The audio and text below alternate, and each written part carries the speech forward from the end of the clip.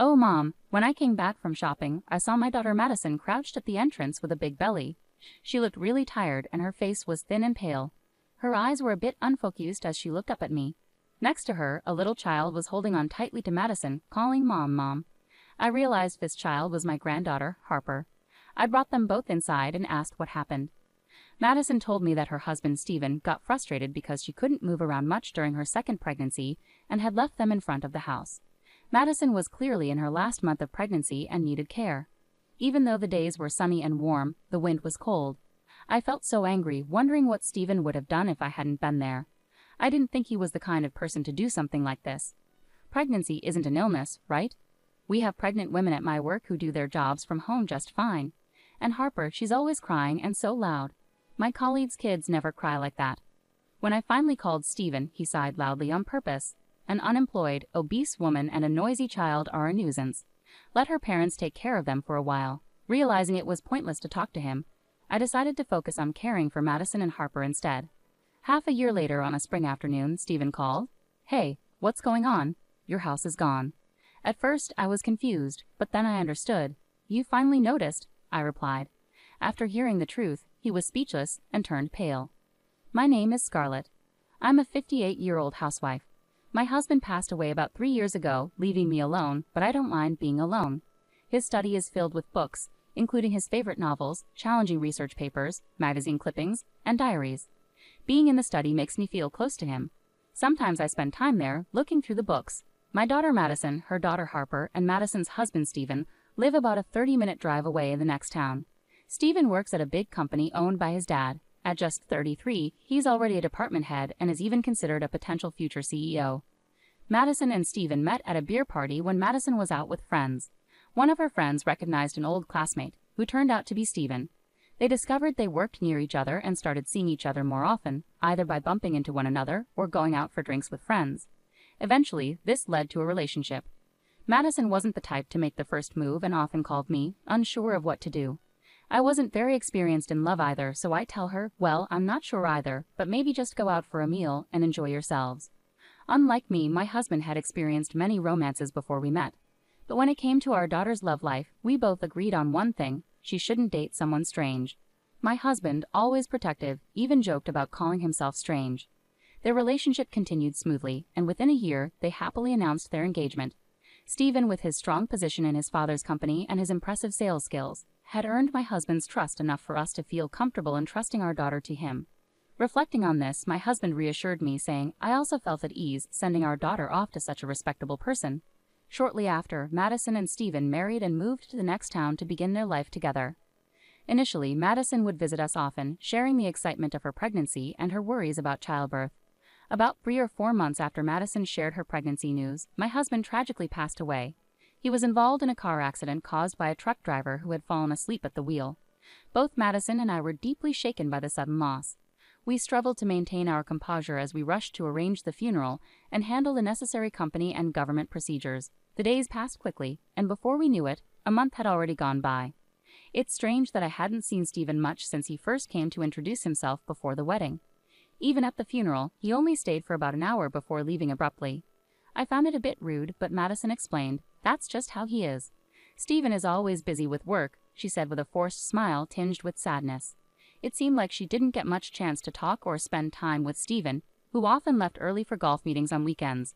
Being the son of a company president might excuse his absence somewhat, but I wished he would consider Madison, especially since she was heavily pregnant. As summer drew to a close, Madison returned to our home to give birth. With her belly fully rounded, she was eagerly anticipating meeting her baby. It's a girl. We've already picked a name, she told me. Oh, really? What's her name? I asked. Harper. Stephen and I chose it, Madison replied, smiling warmly. She gave birth within 2 weeks and soon returned home where Stephen was waiting. Madison, make sure to visit us sometimes. Bring Harper too, I urged her. I called Madison again, hoping to reconnect, but her response sounded hesitant. Yeah, maybe once things settle down I'll come over, she replied. Despite my concerns, I hoped it was just a temporary situation. Madison was always busy with childcare and housework, and Stephen, who should have been dependable, often came home late or not until the morning. I wondered aloud, even if he's the president's son, can his job really be that demanding? Despite several attempts to reach out, the pattern remained unchanged. It had been 3 years since Harper was born, yet I had only seen my granddaughter once, right after Madison gave birth. I wanted to support Madison and had expressed this to her many times over the phone, but her responses were always evasive. Before a long weekend, I decided to call Madison again. "Hello, Madison. How have you been? I was thinking of visiting you and Harper soon." I knew I had to be careful not to push too hard. Conversations with friends in the neighborhood had taught me that it's becoming less common for grandparents to see their grandchildren regularly, and pushing too much could strain the relationship further. Madison was my daughter, but I feared this call might lead to rejection, forcing me to accept the situation. With these thoughts, I waited anxiously for Madison's response. "Mom, I haven't been feeling well lately and I need some space. Please don't call me for a while," Madison said over the phone. "Are you okay? If you're not feeling well, I'm really worried. Can I bring over some food?" I asked, concerned. "I don't need it. Can we stop this?" "I'm going to hang up," Madison replied, sounding frustrated. "Wait, how about Harper and Stephen? Is he doing well? Has he caught a cold?" I pressed, trying to keep the conversation going. "You're being too nosy, Mom. I want to raise my child on my own, so please stop calling," Madison snapped before hanging up abruptly. Feeling hurt and confused, I paused, unsure of what to do next. The brief call left me deeply shaken. I never expected Madison to feel that way about me. I thought I was showing kindness, but now I realized I had been meddling, and it pained me as I stared at the silent phone. Perhaps she was exhausted and stressed from childcare, or maybe I had crossed a line by interfering too much. Considering different possibilities, I acknowledged there might have been fault on my part and decided to stop calling. Still, I couldn't shake the thought. Had my once open and communicative daughter changed so drastically? Despite my reluctance to give up on seeing my granddaughter, I continued to call about once a month. Each time, I faced a distant reception and was denied access to Harper. "Hey, are you feeling all right?" I'd ask, only to receive no reply or have the call abruptly end. Hoping to get a better sense of what was happening, I decided to call Stephen. He was my daughter's husband, and I figured he might have some insight into Madison's and Harper's situation. Stephen never answered the phone promptly, but late one night, he returned my call. "Madison? Oh yes, she's fine," Stephen assured me. "She's doing a great job looking after Harper. You don't need to worry. Madison has always been very responsible." "That's good to hear. Could you let her know I'd like to see her sometime?" I asked, hopefully. "Yes, of course," Stephen replied.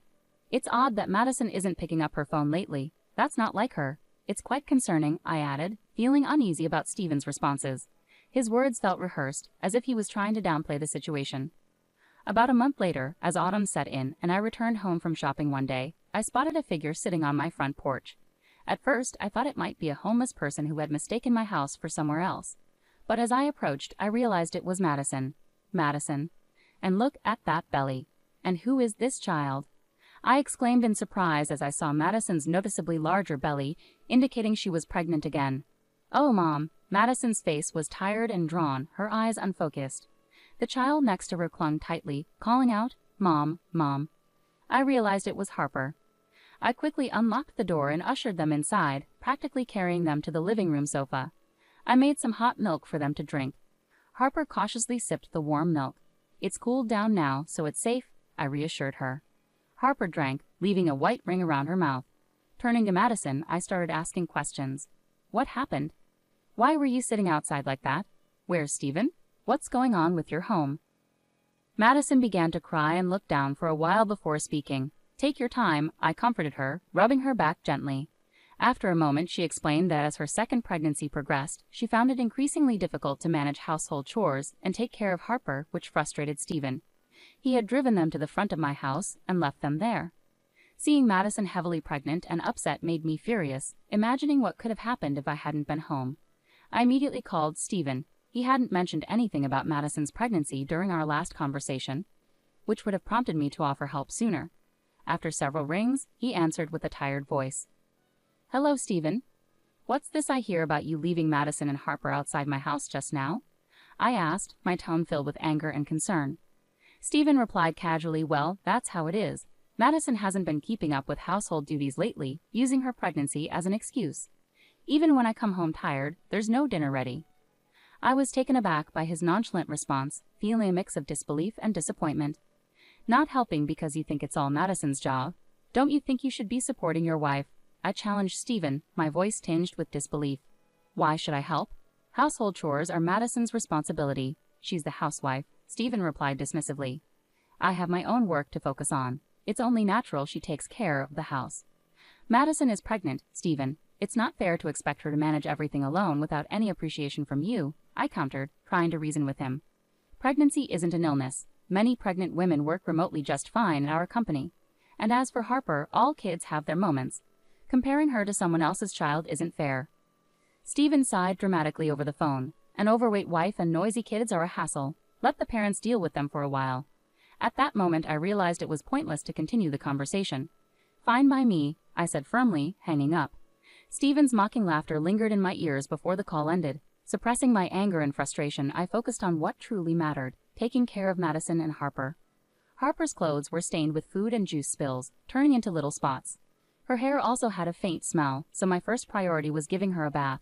The spare clothes in the carry case were slightly dirty too. We'll need to go shopping for new clothes tomorrow with Grandma, I told her gently. 3-year-old Harper was chatty, talking nonstop about her favorite foods, picture books, and characters from her favorite kids' show. Meanwhile, Madison looked exhausted and worn out from the strain of managing everything on her own. She could barely move from the couch. Quickly, I prepared fresh sheets and set up a bed in an empty room upstairs for Madison to rest. She looked worn out, with rough skin and disheveled hair, which made her look quite pitiful. Call me if you need anything at all. I'll take care of Harper, so you just focus on resting, okay? I assured Madison. She nodded gratefully and soon fell asleep, finally able to relax. The next 1 to 2 weeks were spent nursing Madison back to health and caring for Harper. Spending time with my granddaughter, whom I hadn't seen much until then, was incredibly fulfilling and not at all burdensome. It was difficult for me to resist when Harper would plead, "Please buy it," with that sweet voice of hers. As Madison gradually recovered, she began to open up about her past. Stephen used to be kind before we got married. He respected my opinions and we would discuss everything together. Those were the happiest times. Her voice grew somber. But after we married, he changed. He started giving orders, saying things like, "You can't rely on your parents. You have to manage all the housework perfectly." I just accepted it all. She shared that she was allowed to come back to her parents' house when Harper was born. Looking back, it felt like I was being manipulated, controlled. He even told me once that I shouldn't rely on you, Mom. So is that why you hung up quickly when I called? Yes, calls with you were forbidden too, so I had to hang up quickly. I'm really sorry, Madison explained with a mixture of regret and sadness. Later that night, after Harper had fallen asleep, we sat down with ginger tea and talked. I felt a rush of emotions, anger and sorrow mingling together. Stephen, who had once seemed so respectful when he asked for Madison's hand in marriage, now caused her so much pain and even spoke ill of her as if she were a burden. What's more, there were suspicions of him having an affair. I've noticed perfume on him lately. It's not like him, especially not a woman's scent. And his shirts have had a sweet smell when I've done the laundry, I shared with Madison. His late nights and early mornings suddenly seemed to make sense. Madison, you've been incredibly strong through all of this, managing the house and taking care of Harper, all while dealing with your husband's infidelity, I praised her, overwhelmed with admiration for her resilience despite everything. Despite any disagreements, she's my daughter and family. Madison teared up quietly. The gentle autumn weather persisted, dry yet refreshing compared to summer. Madison's due date was approaching. I focused on pampering both Madison and Harper, nurturing their emotional and physical well-being. 6 months passed and spring arrived. While I was preparing lunch one day, my phone rang unexpectedly. I paused to answer it. The caller was Stephen. "Yes, this is Scarlett," I answered cautiously. "Hey, what's going on? Your house is gone." Stephen's voice sounded bewildered on the other end of the line. "Finally noticed, have you?" I replied, a hint of amusement in my voice. Stephen had arrived to pick up Madison, Harper, and the newborn only to find the house demolished and an empty lot with a "for sale" sign. The move and demolition had been completed a month ago, and Stephen seemed to have just realized the situation, prompting his panicked call to me. "We've moved. You left Madison, Harper, and the baby in my care for half a year. Have you been aware of that?" I questioned pointedly. "Yeah, I've come to pick them up now." "Where are you?" Stephen asked urgently. "Come to pick them up. Unfortunately, we've relocated to a secure apartment. There's no point in telling you where. I'm not considering returning them to you," I responded firmly. "Don't joke with me. I told my parents I'd bring Harper and the baby over.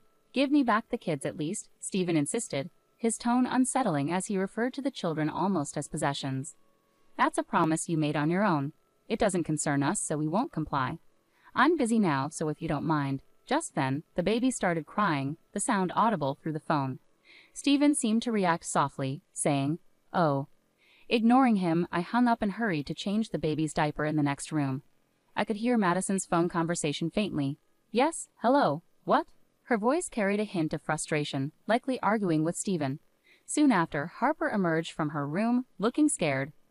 "Mom is angry," she whispered anxiously. "It's okay, sweetheart. Everything will be fine," I assured her, pulling her into a comforting hug. About 10 minutes later, the commotion quieted down, and Madison joined us. It was Stephen. He was demanding our new address, but I refused outright. "I don't care if he wants to show Harper and the baby to his parents," she sighed, reflecting on his persistence. But maybe it was for the best he called. I finally got to say what I've been wanting to. Regarding the lawyer? The issue at hand was Stephen's infidelity. During that call, I informed him that we would proceed with a divorce through a lawyer, and I would also seek alimony due to his affair. I also sent proof of his infidelity to his father, Madison recounted calmly. Over the past 6 months, we had hired a detective to investigate Stephen's behavior, and the evidence confirmed his unfaithfulness. With 2 young children to consider, Madison couldn't overlook this betrayal. Stephen was caught off guard by Madison's knowledge of his affair and was visibly shaken. He must have been pale with shock when he realized his parents were aware of the evidence. Outraged, he exclaimed, "How could you do this?" "But those were my terms," I replied firmly. Given his parents' strict nature, I anticipated they would not take his actions lightly. Madison's prediction proved correct. A meeting was arranged with Stephen's parents to discuss his conduct.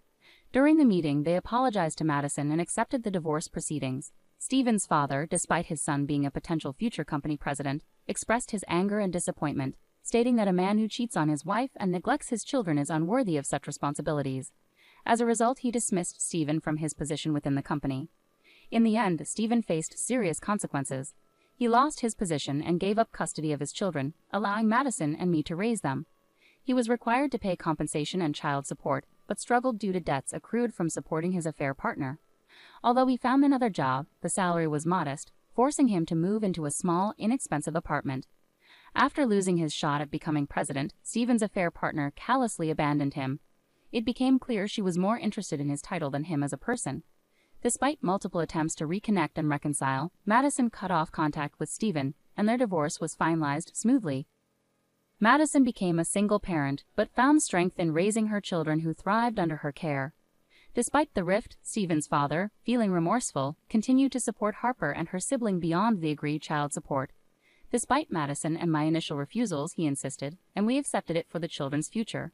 We also kept Stephen's parents updated with photos and videos of their grandchildren, and occasionally video called when schedules allowed. Seeing Harper and her sibling grow up brought joy to Stephen's parents, who cherished their role as grandparents deeply. Harper's days at preschool were filled with joy, especially with her mud and sand playtime with friends. One sunny afternoon, I arrived to pick her up and noticed she was clutching a rolled-up piece of drawing paper.